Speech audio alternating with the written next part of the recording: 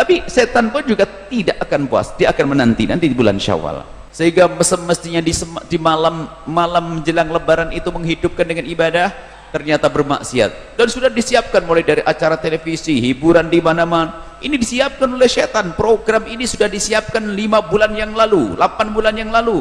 Bagaimana agar umat ini hancur ibadahnya? Jangan Anda tergiur dengan itu semuanya.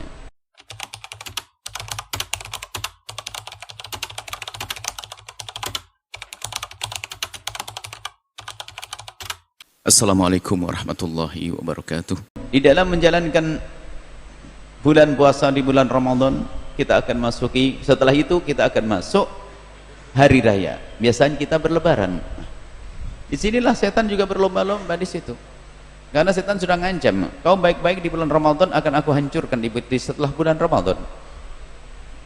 Sudah ngintai di pintu sana, di pintu Syawal. Jadi setan saat ini sudah menunggu kapan seorang hamba di bulan Ramadan berlomba-lomba. Karena nangis setan kalau ada hamba Allah beristighfar, ada hamba Allah diampuni. Yang paling bikin sedih setan itu kan pengampunan Allah. Istighfar, sampai katakan qasamallahu lil istighfar, mematahkan punggungku, maksudnya telah menghancurkanku istighfarnya seorang hamba. Khususnya di bulan Ramadan, karena Allah begitu murah memaafkan di bulan Ramadan. Ibaratnya begini, setan itu sudah menggoda hamba Allah bertahun-tahun, puluhan tahun digoda oleh setan, terjerumus, dan setan tepuk tangan senang. Ada orang kemudian dia melakukan kemaksiatan juga bertahun-tahun pun ternyata pada akhirnya memasuki bulan Ramadan dia bertobat istighfar, ampuni aku ya Allah, ampuni aku ya Allah, ampuni aku ya Allah.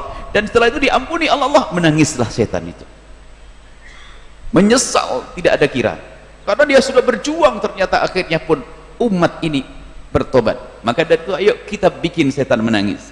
Tobat yang sesungguhnya, memohon kepada Allah pengampunan, ini membuat setan.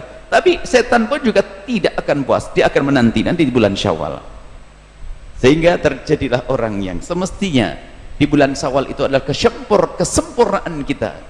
Setelah di bulan Ramadan kita asyik dengan Allah, sebab kesempurnaan seorang hamba ada keseimbangan antara hubungan dengan Allah dan hubungan dengan sesama manusia.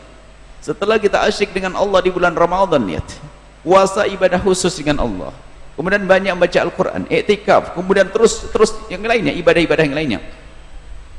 Setelah di luar bulan Ramadan, bulan Syawal, kita gunakan untuk menyambung hati dengan sesama manusia, silaturahim untuk kesempurnaan. Kita saling memohon maaf, saling memberikan hadiah agar tertanam makna kecintaan di antara kita. Akan tapi di balik hari raya baik di sini banyak kejahatan-kejahatan, dosa-dosa yang dilakukan. Jadi mari kita menjalin hubungan baik dengan sesama manusia tanpa melanggar Allah Subhanahu wa taala. Ini kuncinya. Berbuat baik dengan manusia, silaturahmi diajarkan, tapi jangan sampai melanggar Allah. Ada saking semangatnya silaturahim, enggak sholat duhur. Justru gara-gara hari raya itu melakukan kemaksiatan. Khususnya di malam lebarannya itu, wah, setan betul-betul girang begitu melihat orang pada bebas. Sehingga semestinya di malam menjelang lebaran itu menghidupkan dengan ibadah, ternyata bermaksiat. Dan sudah disiapkan mulai dari acara televisi, hiburan di mana-mana. Ini disiapkan oleh setan. Program ini sudah disiapkan 5 bulan yang lalu, 8 bulan yang lalu. Bagaimana agar umat ini hancur ibadahnya? Jangan Anda tergiur dengan itu semuanya. Bahkan man ahya lailatal id ahyallahu qalbahu yauma tamutul qulub. Yang menghidupkan malam hari raya dengan ibadah, maka akan dijaga hatinya di saat hati orang pada mati. Karena apa? Malam itu adalah malam setan bertebaran di mana-mana. Malam setan membuat kerusakan agar ibadah di bulan Ramadan tidak ada artinya.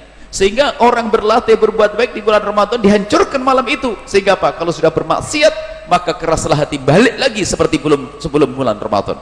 Maka yuk kita jaga di malam hari raya nanti, kita jaga, hidupkan malam itu untuk beribadah. Jangan terburu-buru asik dengan televisinya, jangan hiburan-hiburan di sana. Tidak, aku harus dengan Allah Subhanahu wa taala malam ini. Malam hari raya itu adalah malam kemuliaan. Sehingga disepakati para ulama sunnah untuk menghidupkannya dengan berzikir, baca Al-Quran dan seterusnya. Minimal di malam itu kita melakukan sholat maghrib, sholat isya berjamaah, kemudian tidur. Sholat isya berjamaah sama subuh berjamaah. di antara sholat isya sama sholat subuh, tidur itu lebih bagus daripada kita harus keliaran kemudian melakukan kemaksiatan. Dan yang banyak masalah maksiat ini karena betul-betul televisi pun dibuat acara hebat, heboh dan luar biasa.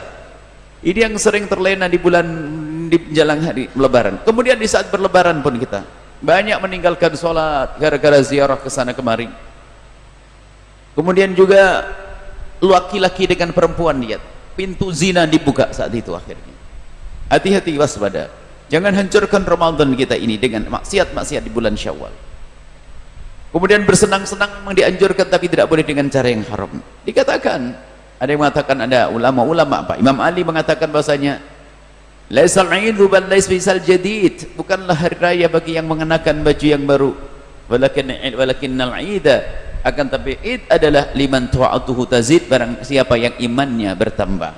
Jadi belajar di bulan Ramadan untuk beribadah, maka setelah masuk ke bulan Syawal, disitulah orang sudah punya kebiasaan baik sehingga tinggal meneruskan ibadah, meningkatkan ibadahnya kepada Allah.